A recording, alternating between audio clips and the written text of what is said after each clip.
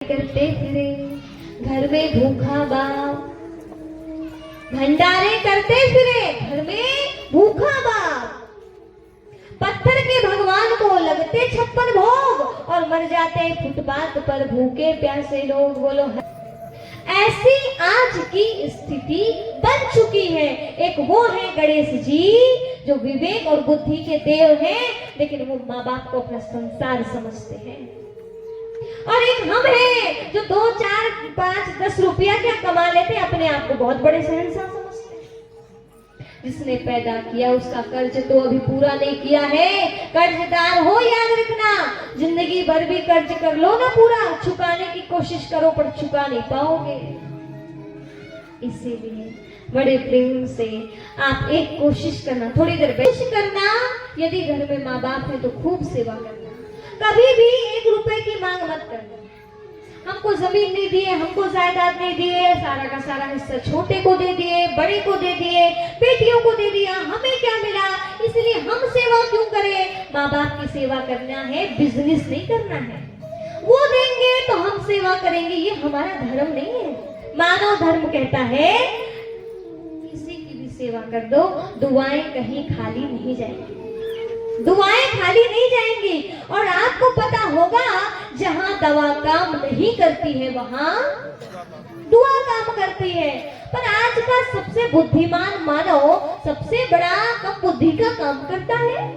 दवा खरीद के पूरा घर में मेडिकल स्टोर ला के रख लेता है, पर दुआ कमाने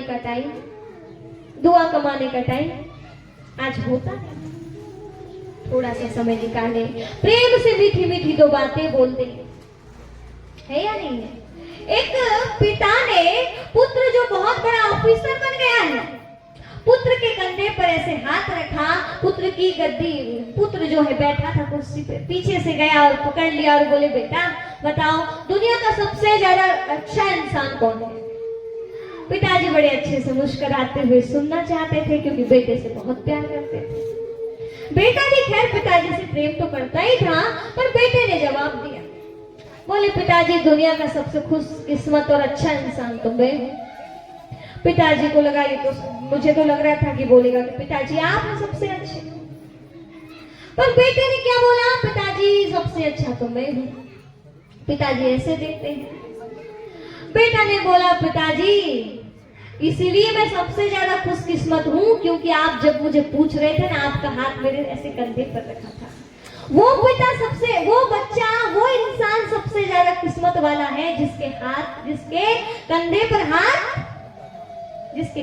हाथ पिता का। तो बोले मुझसे ज्यादा किस्मत वाला कौन हो सकता है, जिसका पिता सदा अपने बच्चे के लिए दुआएं दे रहा है और जिसके पिता का हाथ बच्चे के कंधे पर है। तो ऐसे कर्म करो जो सदा पिता का हाथ, दुआएं ऐसी बनी रहे। 2 बातें हैं खैर। एक है माँ, जो माँ कहते हैं अपने बच्चों को गोद में बैठा कर रखती है, ताकि मुझे जो दुनिया दिख रही है वो दुनिया मेरे बच्चे भी देख रहे हैं। मुझे जितनी दूर तक की दूरी दिखाई दे रही है उतनी दूरी मेरे बच्चे भी देख ले। पर पिता अपने बच्चे को सीधे कंधे में बिठाता है।